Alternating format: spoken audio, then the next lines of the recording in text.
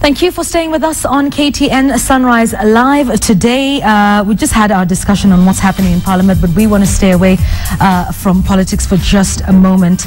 And we want to talk about SME. And this is a term that is used quite liberally in this country.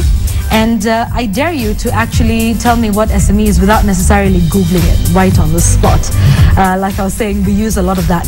Banks are now targeting SMEs. A lot of financial institutions, microfinance, SACCOs, and whoever it is. And this is what we're talking about. And as we discuss the growth of businesses in this country, it would be important to be able to understand SMEs in this country. And to discuss this, and of course also why you need some help as you're running your SME, before we get to defining that, is June Gavoni, who's the director of the SME Resource Center, and she does quite a lot of consulting with businessmen in this country to get them into profitability and success and get them to have the right structures in place. And we'll be talking about this. So listen up, class is in session right here on Sunrise Live. And the lesson today is understanding SMEs. And you can tweet us any questions you have on this issue. Please do that on at Yvonne Okwara, at KTN Kenya. You can also SMS us on 8040. Please leave us your name and your location. All will be answered today. So June joins me. Thank you so much for joining us today. Thank you for having me. All right. So SME, yes. What does it mean? First of all, let's just start with the acronym. Yes. We'll make it as basic as possible. Yeah. Well, SME means small and medium enterprises. For the longest time, there have been a lot of definition out there, not getting to understand what it actually means. As Africa or Kenya, mostly we've relied on the World Bank for the definition, which tends not to actually look at where SMEs fall in Kenya. So last year with the MSE Act that was passed in Parliament, we got our definition. And so now their definition for MSE is a micro enterprise is an enterprise that has been in operation for less than a year, having an annual turnover of a minimum of 500,000 and employing less than 10 people. Okay. That is a micro enterprise. Micro enterprise. Okay. Now, a small enterprise is between 500,000 to 5 million and employing between 10 people to 50 people. That defines a small enterprise. And now, of course, the medium who are a bit more established and been operating for longer, we're talking about 5 million to higher, to 100 million or 200 million. And for them, we're looking at 50 employees to say like 200 employees. All right. And that's important that we now have our Kenyan definition of what an SME is. Yes. And it's following that legislation in Parliament. Right. So what was happening with small and micro enterprises before this legislation in Parliament? How has it changed how these business owners conduct their business? Well, first of all, being that there has been that wrong definition, it means even when the government was forming ministries or parastatals that work with the SMEs, they've been working with the wrong people. Right? Okay. Because, like, for example, the definition for a micro or small enterprise before using the World Bank used to be from 50 million. Now, a lot of businesses really don't fall within that. In the developed world, yes, that defines an SME. But in Kenya or in Africa, as we say, that doesn't fall in. So it means the resources, the systems that were made, the corporates for the longest time would actually look at that group of SMEs according to that definition to be able to create product. But over a period of time, this came to be noted because, of course, with the research before the bill was passed and also getting information, I mean, we are in a different market, we are in a different continent. So by this bill being passed and the first important thing, getting that definition, of course, it has helped a lot in being knowing that if we're looking at a micro and this is how much they're making, this is how much they can be able to afford in, say, like systems. Okay, all right. Yeah. So that's the first benefit. That initially they were probably working with the wrong people who weren't even SME. They were not SMEs, that's for sure. Right. So this creates a platform where even industry players, when creating products and services for SME, they actually know that I will be able to sell this product to a micro enterprise or a small enterprise because these are the number of employees they have, this is how long they've been operating, and these are the money that they actually have at their disposal. Okay, yes. All right, so important. And I suppose without that legislation, we would still be sort of floundering in the dark and targeting the absolute wrong people. That's for sure. When it comes to running a business. Okay, and at least now we know that a micro enterprise, one that's been running for less than a year, and we know about the turnover and the number of people who are employed in this business. Right. Where would you say many business owners fall in Kenya? Are many of them SMEs? Yes, a bigger chunk, 80% fall between micro and small. Okay. Only 20% are actually on the medium or established SMEs, and so the bigger 80 to almost 85% of businesses in Kenya are under micro and small enterprises. Okay, yes. Huge number. Yeah, huge number. What have been the challenges they've been facing? Obviously now we have the definition, now we have the legislation that was in place, but tell us about what it was like running an SME pre-legislation, before we got that law. What has it been like for the majority of business owners who are SMEs? Well, some of the major challenges that micro and small enterprises face daily and continuously. One is access to cheaper and affordable finance. Again, this has been due to, of course, the high interest rates that are there, the collaterals that have been asked from these SMEs. So that has been one of the biggest challenges that SMEs have been facing. The second bit is that being that our education system does not advocate or encourage entrepreneurship, training and education in entrepreneurship has been very lacking. Where else you find that the education system has been more lenient to going through school and getting employed rather than going to school and creating that job. So you find that most of the micro and small enterprises that are operating out there do not have the required capability through education or through training or capacity that is needed for them to be able to run their business as well. One of the other major challenges that has been there has been that these micro and smaller businesses, you know, for them to be able to attract professional, talented employees has been an issue. One of the biggest issues, because most people, if I am looking for a job, I will look for the big guys. I will definitely not be very interested in that SME that is still starting out or is still operating, but in my mind are smaller. So attraction of talent, especially in human resource, has been also one of the biggest challenges that have been there. The other problem that they face seriously is business resources and systems that are very accessible to them, catering for them as small, medium enterprises, and also affordable that they can be able to bring into a business. What I mean by this is that for any business, there are resources and systems that have to be in place.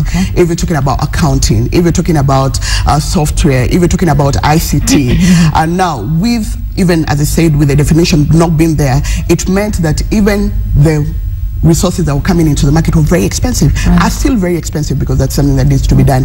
And as we know, business systems and resources are very important for any business to be able to run. So these are some of the challenges that have been facing, are continuously facing, and again also, you know, the public being able to trust that a small business can be able to give you quality products and service. You know, they can be able to handle more than one contract.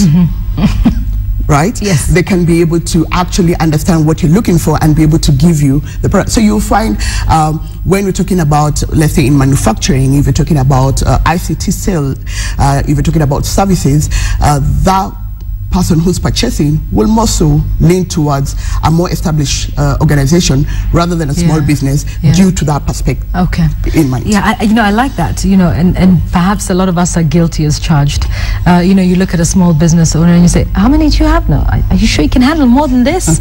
and you know, you want to give them business, but then, you know, we always have this cultural thing that they're too small. They will not be able to. They will not be able to, you know, to carry out whatever task is at hand. All right, what other benefits has the legislation accorded?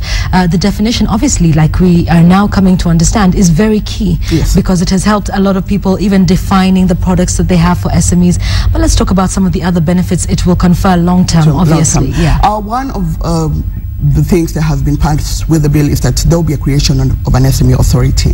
Now, the creation of the authority will be able to look at services that are and products and advocacy that is very important for SME. There will be the voice for micro and small enterprises. And now, being that we have had such, say, like ministries or parastatal, but now with the definition, they get to understand what are the challenges that the micro and small enterprises have been facing, and how best to be able to advocate for them with the government, with a bigger corporation. So one of the other things that has made us excited in this industry is that with the formation of the authority, that would be the forefront in being able to champion the rights for SMEs. The other thing that has been defined is also how do the registrations. We know it's a working process. There are a lot of licenses that are needed to run a business. They are too lengthy, sometimes too complex, sometimes too expensive, and most of the time also make small businesses lose the bit of making that organization or your small business to be legal, because if you have to have, say, like a minimum of 5 certificates to run a business, we know the government sometimes it takes a longer period of time to be able to get this. So this defines what the legal entity for a business to register will mean, and in the long term, which is still being looked at, is that can we have one certificate for full operation? A lot is touted about Rwanda and how long it takes there. They say a maximum of 3 days to get your business done, and how they have just one center. Yes, we do know you need a license for this and that and this and that, but there's one place you go to, and that's where you get sorted out. In Kenya, obviously, that's a huge challenge to even just get that SME started. Yes, I mean, it takes a minimum of 21 days, and that's when you use a lawyer. That is when you use a lawyer. So if you were to do the process on yourself, it takes even longer, because we're talking about doing your business search, you're talking about doing your incorporation if you're doing a limited, we're talking about getting your tax compliance through the KRA, we're talking about getting your business license. I mean, the process is too lengthy, and that is one of the things that has discouraged a lot of micro and small enterprises in getting those certificates, because you need to be operating, and then years later you either miss out on a tender, you are either harassed by the authorities that need those certificates. That's because if you're among the few that will actually grow, these are things you will be in the eye of them looking at, and then they'll find out, oh, you do not have a tax compliance, or you do not have a license. Is there enough information regarding this, amongst the public, that okay, if I need to start up my business and it is whatever it is I'm doing, that this is what I need? Because I find a lot of businessmen, and talking to them, and they say, okay, you get everything you need, and 2 years into it, the city council is here and they say, oh, you didn't have this certificate for this, and KRA comes and says, oh, have you been functioning without this? You need this. And it just seems like every day there's something new. Been added. One, information is not out there. As much as possible, it's not out there, because I mean, you would expect the first thing that you do when you log into, say, the city council, is to be able to get that information or get into KRA. Again, and this has been one of the things that even for ourselves I've been fighting, is that every other day you're getting something new has been announced, and they'll tell you, we put it on the newspaper and it was announced. Now, when you look at such a thing, if a brand is launching a product, they do a whole marketing campaign. That's right. They'll be on audio, they'll be on visual, they'll be on print. You will see them. Now, doing 1 or 2 newspaper adverts, and it's a really small one usually. It will never on be page 47. Yes, and then they tell you, yes, we put this 2 years ago, and you're like, I mean, who saw that? How was this communicated? So yes, there is not enough information out there for SMEs in regards to what is needed when you're doing your registration for business, which becomes a very expensive venture later on, because as I said out, you will miss out on so many things. Harassment comes in, because then once they find out that you do not have this, by the time you're actually doing the application, it means there's somebody you have to pacify. That's right. To let you continue operating before you get this. So yes, information is missing a lot. Okay. Yes. And so when we talk about that, then take us through the steps. Let's do this, step by step. Yes. So I'm interested in starting a business, maybe it's photography or whatever it is, and a lot of young people are now being told, get into entrepreneurship. This is the new way. Yes. So let's talk about that. So you're in this mindset. Most likely you are still employed and you're thinking, I want to start this. Let's just go through what we absolutely need to do to be able to start. Yeah. All right. So we assume you already have the business idea and you want to be able to start it. The first bit is to be able to understand which kind of registration am I looking at? Am I going to register it as a sole proprietorship? Am I going to be able to be, in partnership, maybe I have a partner who we want to work with, or I want to be able to do a limited company. Now, all three have different ways of registration, in the sense that when you're doing a sole, it just means probably just registering your business name and then getting the certifications which are needed under that. Now, with partnership, of course, you both need to be able to give you PIN and to be able to do the registration. So the first step is actually doing a business search. Okay. So normally we do, you give out, say, like about 3 to 4 business names to Sharia House, where they do a business search, and once one of the names is approved, the next step is to be able to do the registration. Now, to be able to do the registration is under registrars, and that means being able to get your certificate of incorporation as an organization. This is a certificate now that indicates you're now running a business. The other bit is to be able to have what we call a memorandum of understanding. Now, this puts in what is your business about. If you're talking about photography, these are what you can be able to do under photography. These are the shares that you own as a business, because if you're 2 of you, it means you're either 50-50 partners, whether in a partnership or in a limited. Thereafter, after you have the memorandum, the next point being that you already have a personal PIN is to be able to have a PIN and a VAT from the government for your business. That is done under KRA. Now, this also, again, as I said, is very important for any business to be able to operate because of the returns that you need to be able to do. This is your VAT, and also the structure is what we call NSSF, NHIF, and payee if you have an employee. So from that, once the final step is to have a tax compliance certificate. Now, this is very important for any business person who is looking to work with the government.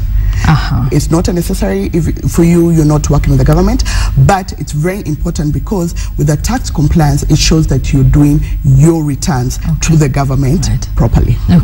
And even as you talked about, if you want to do business with the government, are you confident of what the president said, the fact that procurement will be given 30% of all government procurement will be given to companies that are owned and run by young people? Yes, I would say for the last 5 years, there has been a lot of enabling environment, what we call enabling environment by the government to be able to encourage this. But again, with everything, there's a limitation because the government says that, but what are the steps that you should be able to take to work with the government? A lot of registration also with Ministry of Finance. You need to have the tax compliance. Who says that? So yes, we know that this is something that needs to be done, but that information to be able to get to that space, to be able to do work with the government is not there. We have an authority that is supposed to educate the public about public procurement, but you find they will mostly work with corporates on how they can work with the government. So you find, again, we go back to the whole situation. Information. I'm confident if a lot of information is put there that you as an organization, you as a photographer, if you want to be able to cover government functions, this is what you need. These are the steps that you actually need to get to that point. If that is shared a lot of SMEs would actually want to work with the government. And indeed, for young people, because this is being discussed, and I think we were discussing this with the team, was it sometime last week? And I was saying, okay, this sounds good, and the government is willing to work with young people. Anyone who's running whatever kind of business and wants to engage with government, you've just talked about tax compliance. What would the government be looking at in a business owned by Yvonne? And they're saying, okay, what is it that we need to have in place so the government can take a look at an SME run by a young person and they can say, well, okay, I think I can work with them. One, of course, is the age bit. So you have to be between 18 to 35. That is what is defined as the youth in Kenya. The secondly, fully registered with the certificates that are needed to be a fully registered business, as we spoke about the memorandum of articles, the incorporation certificate, the tax compliance, your city council, city council license, your VAT and PIN. So the first step is that. The second step is to actually register your business with the Ministry of Finance. Right. Which is now the Treasury. Yes. Now it's called Treasury. Yes. So the next step is to be able to register, and they ask you for all those kind of things. You know, who are the directors, if you're 2, if you're 1, copies of your certificates and those kind of things, and to also understand the profile of your business.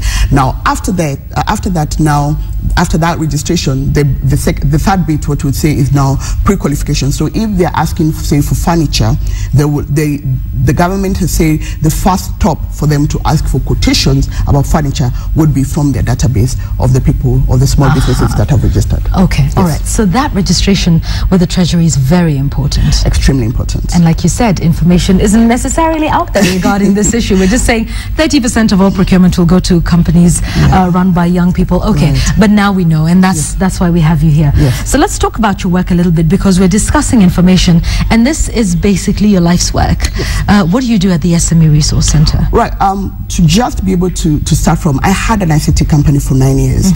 Through the challenges, lack of this information were basically one of the reasons that we came in together and started the SME Resource Center. For us, the SME Resource Center is a center that you can be able to walk in and get this information that we're talking about right now. We have various programs that are actually catering for micro and small enterprises.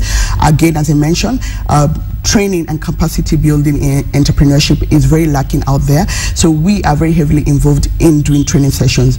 We do them every month in different parts of the country. And this for us is to be able to educate business people, already the ones who are already operating and the ones who are starting out, on what they need to be able to run their businesses successfully. If you're starting out, what are the systems that you need to be able to put in place? Because, as we just spoke a few minutes ago, sometimes you will hear somebody say, I'm starting my business, I'll get the systems in place. I will do the full registration when I'm, say, like 2 years or 3 years. Exactly. But systems have to be put at the very beginning, because if you want that organization, that small business, to be able to grow to the, say, the next blue chip, the systems have to be in place. So training is one of the things that we do very heavily.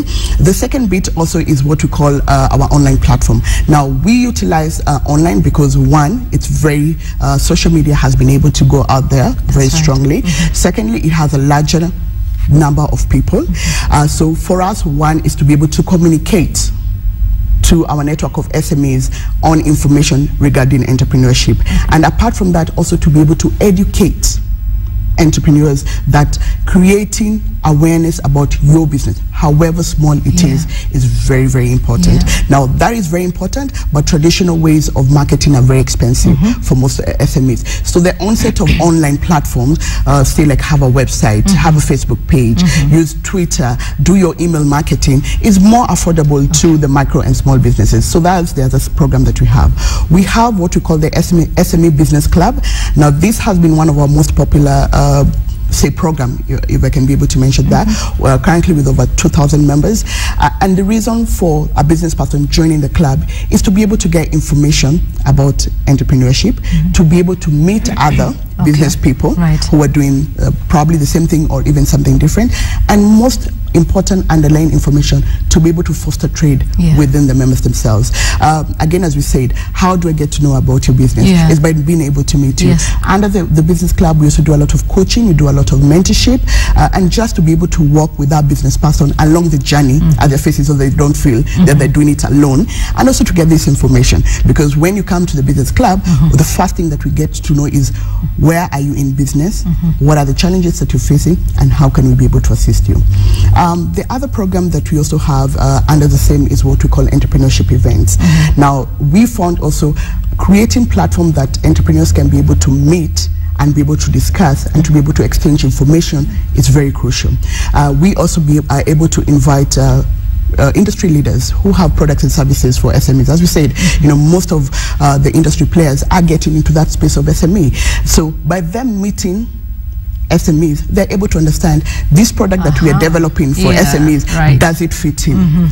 Will they be able to uptake it? Will it be able to empower their business? Are they going to be able to benefit from that business? Not create a product Yeah, so they sit in the boardroom half the time and say, we're targeting SMEs with this new loan facility. That's true. And yet SMEs will not benefit. They will not benefit whatsoever. Okay. So these entrepreneurship events are to be able to have those kind of discussions, whether in an exhibition, like we had an expo just the other day, last week actually, roundtable discussion, workshop conferences. For us is to be able to have a meeting point for the providers and the people who are taking it under that. And lastly, we have what we call the SME Revolving Fund.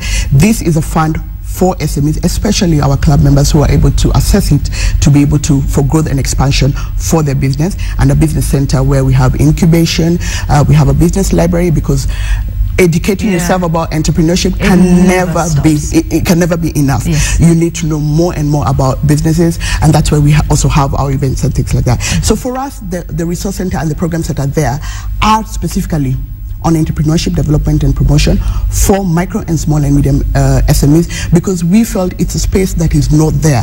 That information, just as you said, somewhere you can walk in, like Rwanda, as you say, one place that you can walk in and you're saying at least 90% of the questions that you have will be answered. Okay. And now that we talk about information, and it's great what you're doing, having this resource center, but like we were saying in the beginning of our discussion, that perhaps this needs to begin, at the grassroots, that we all need to have this inculcated into, in fact, our education system. And I'll tell you one way it's happening, and sometimes doesn't really seem effective, that it's made a core unit in university. That before you graduate, no matter what it was you were doing, for those of us who were studying the sciences, whatever it was, you had to do Entrepreneurship 101. It was the most boring class. We were like 600 in a class, because it's a common course unit, so everybody's sitting together in that class. Yes. And nobody ever pays attention. I mean, it's one of those. Okay, yes, they say, and that's a good thing. That if you don't pass this unit, you are not going to graduate. Yes. But it just seems like, and then that's happening in your fourth year, by the way. So, I mean, you're already done, you just want to be able to finish. Exactly. Yes. You just want to do it to finish. Yes. And if you know what campus is like when you're 200 to 600 in a class, as to whether you do that exam faithfully or not, or whether you cheat and share notes, well, that's a whole other matter. But the idea of entrepreneurship and how it's being taught in schools, what are your thoughts on that? Oh my goodness, where to start? I mean, for me, I believe it should be from the primary level, because one, our government right now is speaking about entrepreneurship. 1 million jobs. Where will 1 million jobs be created if it's not through entrepreneurship? Because you open a business, you employ 2 people. Another one opens, employ 10 people. So it's a ripple effect. But again, as you said, entrepreneurship has been by the way. By the way, in the education system, so it has not been very strongly input there. As you said, you're doing it on your 4th year over something that you've done. This should be something that has been integrated from our primary schools, where it should be very clearly understated that whichever path that you take, our hope is that 50 will probably be employed, 50 will create businesses. So it is something that should be ingrained in us. So by the time you're even going to high school, by the time you're going to campus, when you're making the choices of the kind of courses that you're taking, you already know, for me, employment is not an option that I'm looking at, but entrepreneurship is one of the things that I'm looking at. And for me, this is the course that I'm taking, because I have learned, how do along the way. Because that's how we form the courses we do. A doctor will be good in physics and mathematics and chemistry, starting from very far. So by the time they're getting to that point where they're making the decision, it is something that is already ingrained. It's very automatic for them to be able to do that. That's the same kind of thing that we're trying to be able to look at. That entrepreneurship should be encouraged from the very beginning, so that even the children who are there, because most of the developed countries have not developed due to the government giving jobs. It's been actually entrepreneurship or SMEs that have actually come in place to create the innovation and the competition for better things and a better way of life. That's the same thing and the same path that should be able to take. Now, for that to happen, the government really has to play a very, very strong role to be able to do that. The education ministry needs to be able to look at that, so that then you have your 10-year-old saying, for me, I think when I finish, I'll be in the beauty industry, but I'll own. Yes, that's the thing. You will still be in the industry that you desire, but you will be the one, running things. That's true. Is it a cultural thing as well, June? Because, even in our households, when we're teaching our children about money and, how to manage that, do you think to some extent, and perhaps through no fault of our own, it's the way a lot of people were brought up, and so you pass the same thing on to your children, even in basics about running money, because I believe that one is a huge one in entrepreneurship. Yeah. I mean, yes, it is. Well, the culture is changing, but for the bigger part is that you have been told you pass well so that you can get a better job. That has been hammered into our brains for the longest time. So if that is what even your parent is discussing to you, I mean, it's natural that that's the path that you're actually going to take. That's right. And if, for example, for them, they're even, if, I mean, both of them, let's say both parents are in employment. Yeah. The first bit will be that. Now, the third bit about it will be, even if also the other bit would be if they're in entrepreneurship and they're struggling due to, as we said, all these challenges that they're facing, you'll be like, I mean, for me, I think this is not the path. You will run in the opposite direction. I run the opposite direction. So there's a lot of education that needs to be done. I feel the industry is changing tremendously for the last 5 years, especially now with, as I said, with the government coming in and talking about entrepreneurship. Those are words I keep on telling everyone that for the first time I had a president say SME. That was during the Madaraka speech, and I was so excited because those are words I've never heard. Say like a top official talk about, because they understand that for the next step for this country, innovation will be coming from the entrepreneurship bit about it. It will be coming from the SMEs themselves, because now with the new definition, with them being able to understand who is a micro and small, it means again we create an environment that is very enabling for them to be able to prosper. So it means that we're talking about 10 years from now, 60% of graduates will be going into business, because business will be a space that you want to be in. Yes. Indeed. And we're just talking about, like you say, creating that enabling environment and making it easier. And that's what's happening on that front. Let's take a look at the entrepreneur himself or herself, and particularly the young one, the young man, the young woman particularly.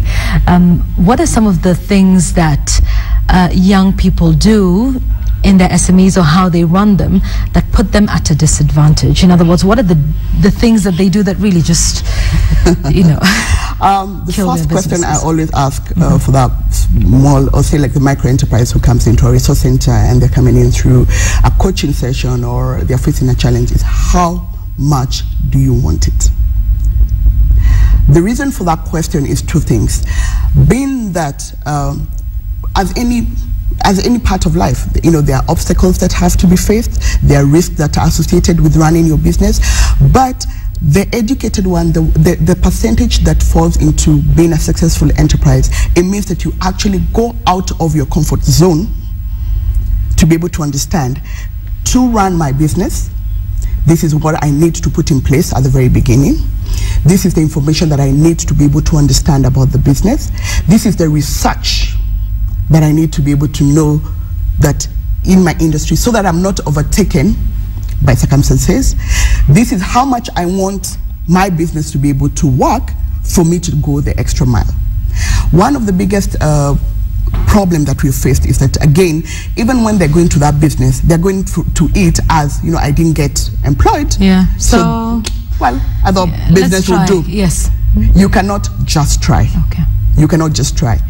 It has to be a very well-planned thought line. If I am going into entrepreneurship, I am going to it for the long-term success. It will be able to benefit me and to be able to benefit my community. We are encouraging a lot of social entrepreneurship, where whatever product that you're doing or the service that you're doing, it's also impacting where you are. So basically, I find the biggest challenge or the biggest issues that come with, especially with the youth, is that they want results too fast and at my comfort. Yeah, I mean, everyone says how they want to earn 100,000, once they leave work. I mean, and it's not a bad thing, is it? It's not a bad thing, but you might actually earn 1 million, but it's 1 million that you will not find in 1 week. That's right. And then it's not your money. And it's not even your money. You've got to pay this guy, that guy, taxes. You have all those kind of things. Yeah. So for me, I would say is that they have to actually be dedicated to be able to get as much information to be able to grow their business.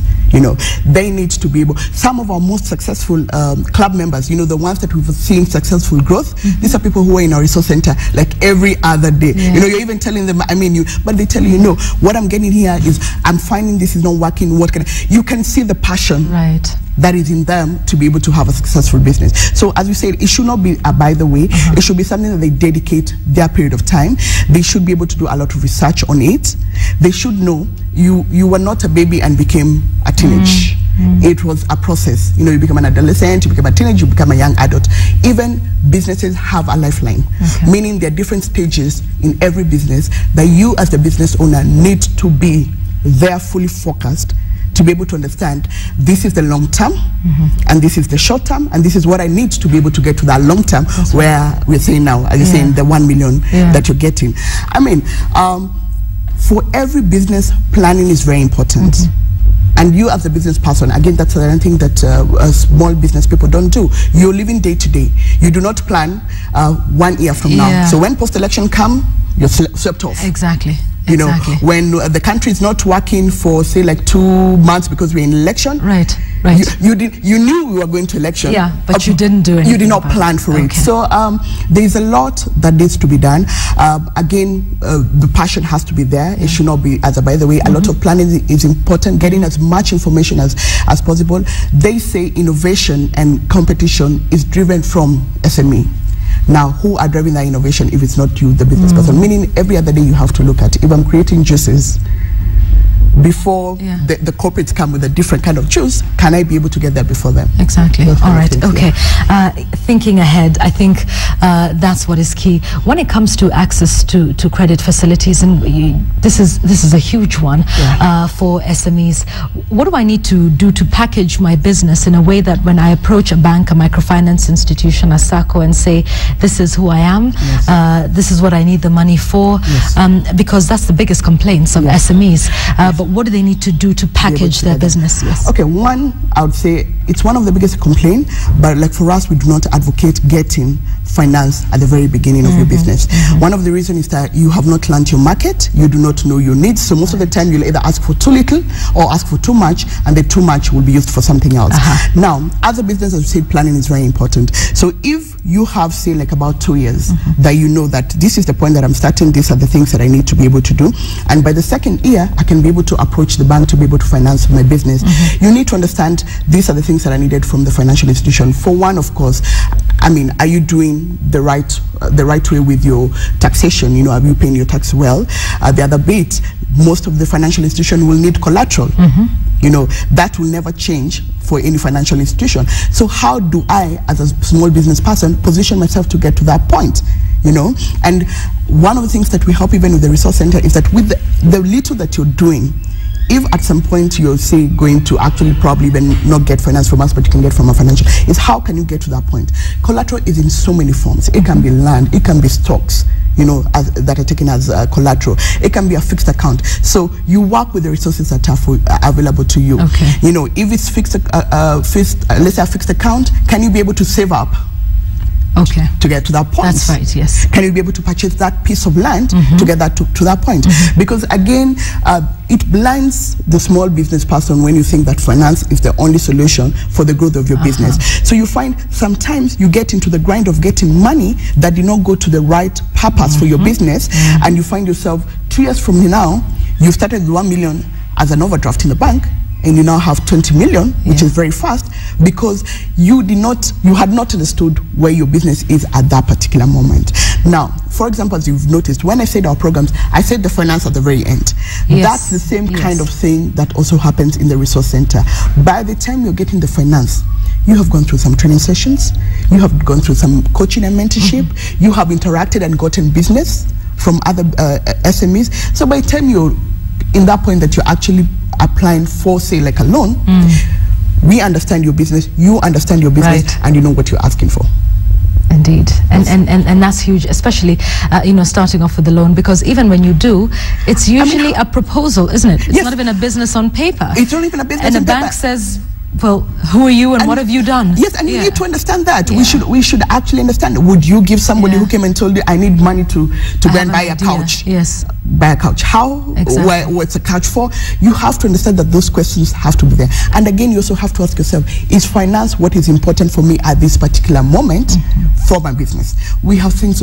Do you know what kills those businesses in the third year? It's because they got into finance at the very beginning, when it was not very important for their business. They did not even have customers. Where, say, for example, you get finance, stock your shop, and you do not even have customers to buy.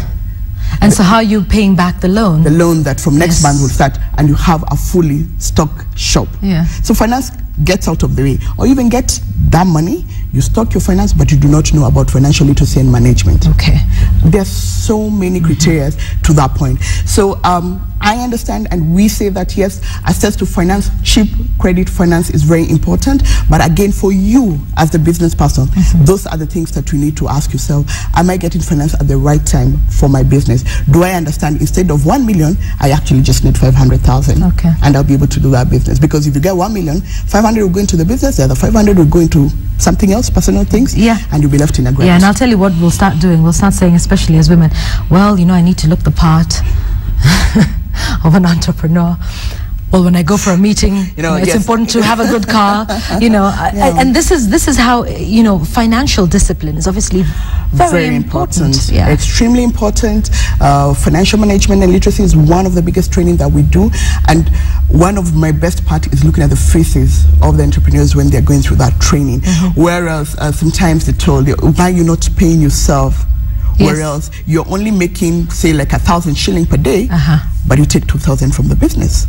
And that happens a lot. Somebody will tell you, why should I not have money? And the business is mine. You're actually literally killing the business. So financial literacy and management is one of the biggest thing also that needs to, that is important, because again, it also opens your mind on when you talk about finance. Are there other ways of actually not getting into credit that you can actually be able to finance your business? All right, that's goodwill investors. I hear angel investors and things like that. And in fact, even just if you want to be an entrepreneur, and you can start saving some money now while you're employed. You know, say every month I'll put aside 2,000 or 5,000 for the next 2 or 3 years, and that should give me the money that I need to start up something. That's true. Like we're saying, it needs to be a long-term plan. Not just not by again. So what do we do now? All right. Let's do business. Let's try and see. That's the word. Let's just try. Let's try. Which often gets us into lots of trouble. Just before we conclude, though, there's all these myths about when your business now can make profit, and when it's now paying itself back, and when all your investment is coming back. There's if your business gets past the 3-year rule, if it gets past the 7-year rule. Let's talk about some of those. Are they myths? Are they true? Let's talk about that. Well, it's a mixture of both. One, you will never know the true definition of your business if it's making profit, if it has not passed the 3-year bit. The reason for that is because by the 3rd year, you already have your clientele base. You're already growing your business. You're looking at other forms of marketing that will involve money. If you're on, say, like products, you know your stock levels, so you know what needs to be done. If you're talking about service, what are the payment periods by your clientele and things like that. Now, to be able to know the full sense of where your business is, again, we go back to the financial management, because then it means your business is running on the budget, you're being able to see the profit, you're paying yourself as a business person, there's money that is remaining after the expenses to be able to reinvest into the business itself. Now, hardly do we find, it's say like about 1% of businesses that actually do a profit by the 1st or the 2nd year. Almost just 1%. The bigger number of businesses, it takes a while. It takes a while before you get everything in place to be able to start looking into saying that you're actually remaining with some money to be able to put into it. So I can say it's more of a reality that most of the time, and again, also when they say that the businesses fail at the 3rd year, you find it's because the business person, if you went with the mentality that you have to make money today, you will get discouraged by that time. So you will tend to, what I find happening a lot, close that business, open another one, you're hearing somebody's doing something else and you already jump into it. But the reality of it is that you have to keep true to it. You're working every morning. This is a business that you're running. You're understanding your industry. You're knowing these are the things that need to be put in place, because in the long term, the returns are very good. Okay. Yes. You know, with all of this that we've talked about, there's a lot of people who are tempted to say entrepreneurship is difficult. I mean, you have to do research, and you have to do all of this, and you have to be financially disciplined, and you have to wake up and, you know, and take yourself to work, and it might not make money in the first 2-3 years, perhaps. Yes. Is there anything that's good about entrepreneurship? Because I want to be clear that we've not painted a picture for everybody thinking, this is not for me. I'd rather be employed. Yes. Whether I perform optimally or not, I will be the first one the day my salary delays by even an hour. you know what I'm saying? But what are the joys of entrepreneurship? Well, and I'll use my own experience. The passion to be able to give back, the passion to be able to own a product. The beauty with life, everything changes. Mindset change. For now, that employment might work for you, but 2 years down the line, it might be something that you do not. You're thinking that you're actually waking to go to a job, yes. And it will not work for you.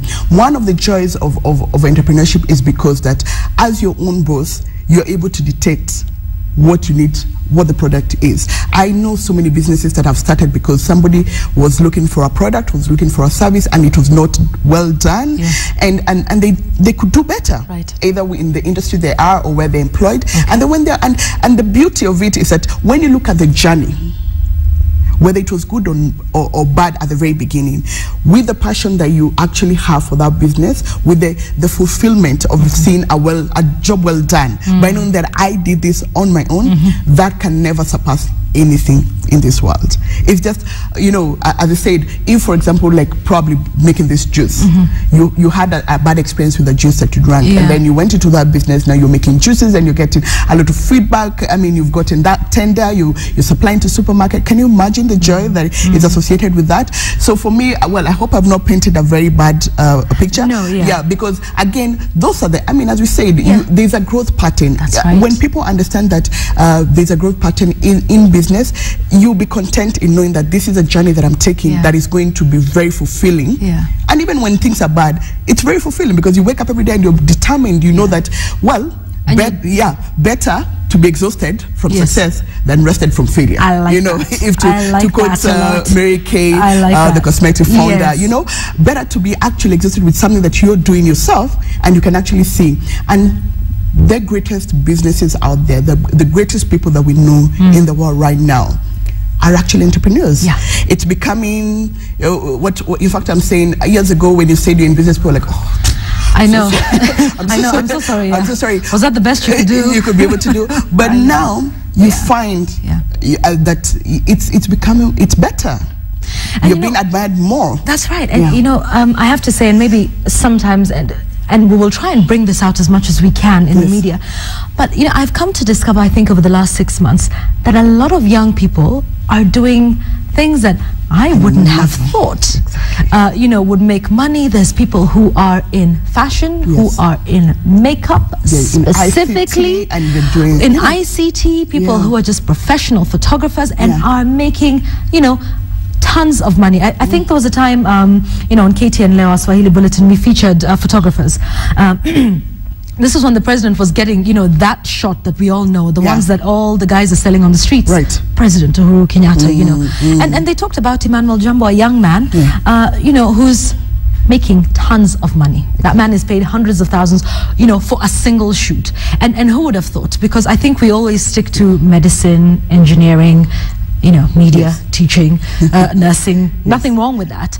But it's just people are thinking of all sorts of things. People who are making their own beauty products and selling it. Well, as I said before, micro and small enterprises encourage innovation.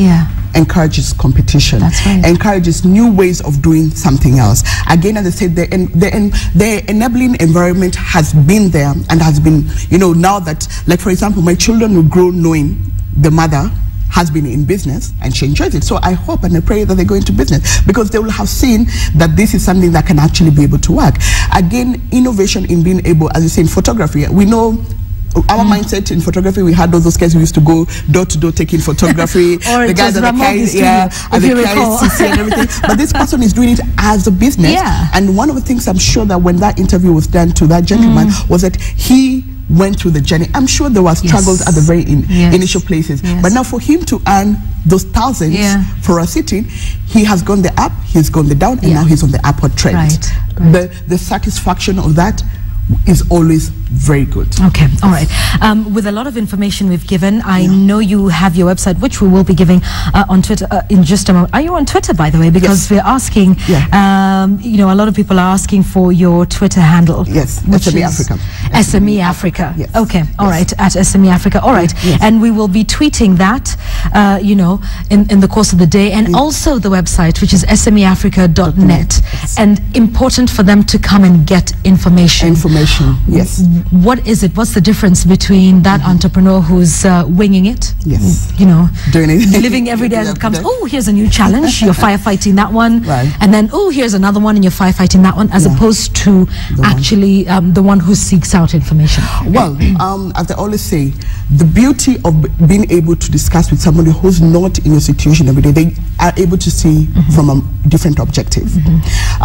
Coming to the resource center, as we said, all those programs are something that you'll be able to benefit from as a business person. So one, you're not winging it, because then you actually have the business coaches who are in our resource center. You have the training sessions to understand when you're talking about financial management, what it's all about. We have the networking sessions that they are able to come in and discuss with other people. I mean, it makes a difference, because it means that whatever challenges that you could have literally faced at the very beginning, you're able to counter them, because now you have somebody you're working along with in that journey.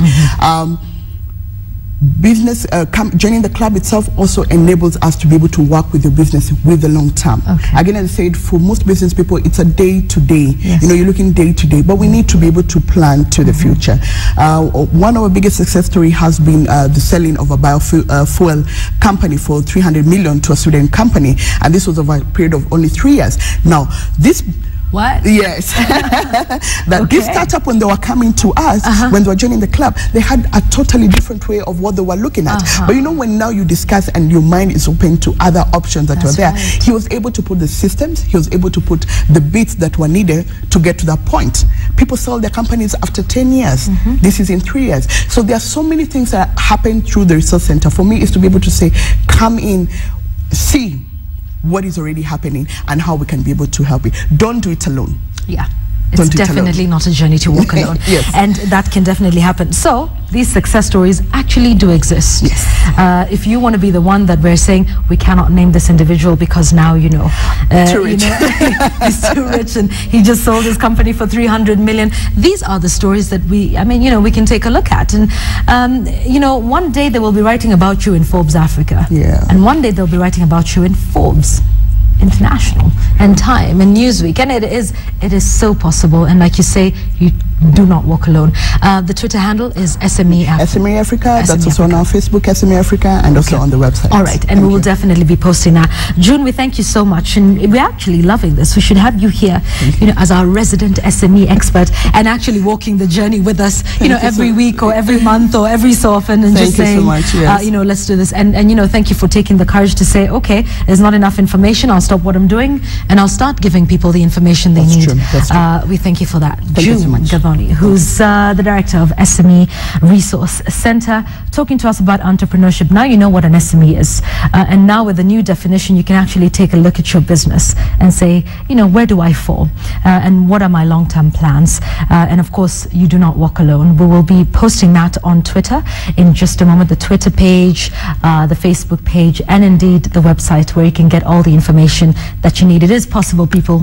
We can make millionaires in this country. I strongly believe it, you know, amongst young men and women. All right, that's our discussion for now. We have the business news for you up next.